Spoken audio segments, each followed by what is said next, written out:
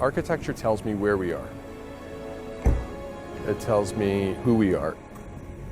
And it really identifies the character of a city. You can look at buildings and know immediately what the location is.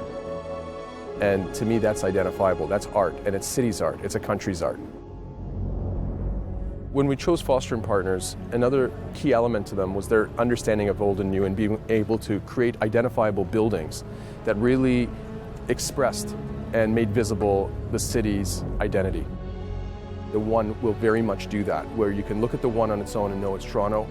It's the same way that you look at the CN Tower and you know that it's Toronto.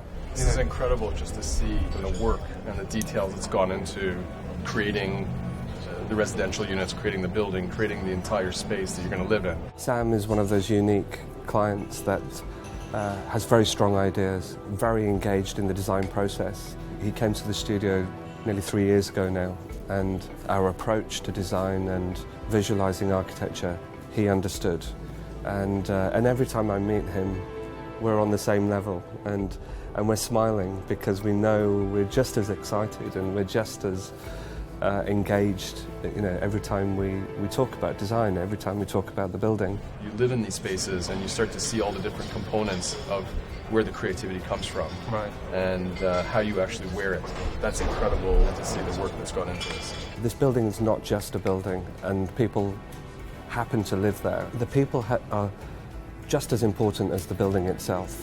And so we started with the design of the individual flats and tried to think about what it would be like to come home there every day. And then from that began to build out what our floor plate design would be and then how you get through the building. So sometimes we put design and physical things secondary to the experiential, because essentially what we're trying to do is make people's lives better. This is where you can start to hear the music and get the feel of what it's really going to be like to live there. This is a great shot of how it incorporates, and you start to see inside the homes. I mean, it's all details. Yeah. It's all form and function and art. I think what struck me about Sam is that, you know, he was a man who had a vision. He had a vision about what he could create on this particular site. You are at this kind of critical junction of the city where Yonge and Bloor meet, and you do feel you are in the centre, you know, not just of the city, but of kind of Canada. Toronto has a very distinctive skyline. Obviously, the CN Tower is the reference point. I think we're creating a kind of a second focal point.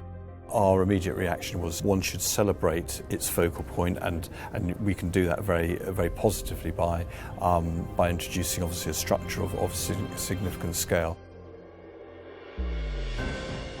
It's a heroic endeavour to build a tower of this size, and we should celebrate it, to be very expressive with its frame, to articulate the tower, particularly with the slots that are the mechanical services, which give it a rhythm as you rise up through the height of the tower, which is, again, unusual because most of the towers in Toronto are kind of what we call straight up and down towers.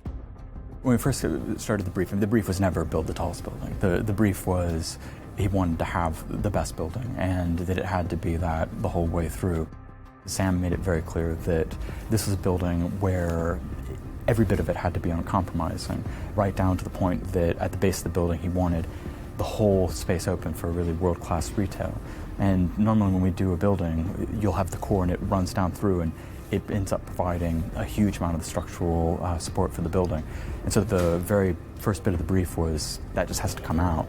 Then that really led us to a challenging design of, well, how are we going to develop a building that could be entirely clear span at the base and also be the tallest building in Canada. And that's the kind of design brief that you just live for. If that doesn't excite you, you're in the wrong industry. So as we were developing the projects for the One, we had the ability to model them three-dimensionally in the computer and then print them three-dimensionally. And we can generate those models very, very quickly, so we can test different ideas, different structural forms, different massing arrangements, and that's kind of key to how we interrogate our designs and understand whether they're working visually, but also in the wider context of the city. The One's going to be the last piece of the cluster that happens at Yonge and Bloor, and that's a responsibility we take very seriously. People are very excited about what's going to happen here, and not passively so. They really asking lots of good questions and really invested in their community and where they're going to be. And what you're seeing with the One in every sense is really the voices of the city coming together and speaking as one unified voice to create something that's going to be an iconic landmark to identify Toronto and Canada as a world voice and the presence of an iconic landmark in the classes of what we see around the world.